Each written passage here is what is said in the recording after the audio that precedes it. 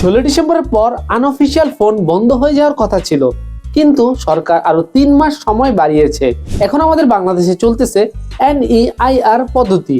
এই পদ্ধতির মাধ্যমে আপনাদের ফোন সিমের মাধ্যমে রেজিস্ট্রেশন হয়ে যাবে অটোমেটিক। কিন্তু 16 ডিসেম্বরের পর আপনার ফোনটি রেজিস্ট্রেশন হয়েছে কিনা কিভাবে চেক করবেন, চলুন দেখি। আপনারা ডায়ালে গিয়ে টাইপ করবেন *#06# এই IMEI নাম্বারটি কপি করবেন। কপি করে আপনারা চলে যাবেন ব্রাউজারে এসে সার্চ দিবেন neir.btrc.gov.bd। ক্লিক করার পর যে ওয়েবসাইটটি আসছে ডেস্কটপ মোড করে নিয়ে কাজ করতে হবে, তাহলে আপনারা ইজিলি কাজ করতে পারবেন।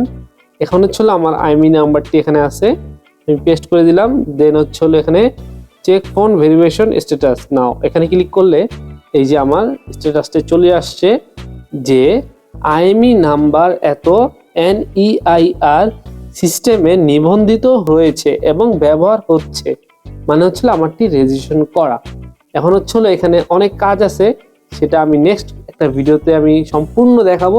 আপনার রেজিস্ট্রেশন আরেকজনকে দিতে পারবেন, মানে ফোন যখন বিক্রি করবেন তখন তো ওই রেজিস্ট্রেশনটা ট্রান্সফার করতে হবে, এটা কিভাবে করে, বা ফোন হারিয়ে গেলে কিভাবে আপনারা মামলা করতে পারবেন বা জিডি করতে পারবেন, ওই অপশনগুলো এই রেজিস্ট্রেশন করার পরই চলে আসবে, সেটা দেখাবো নেক্সট ভিডিওতে।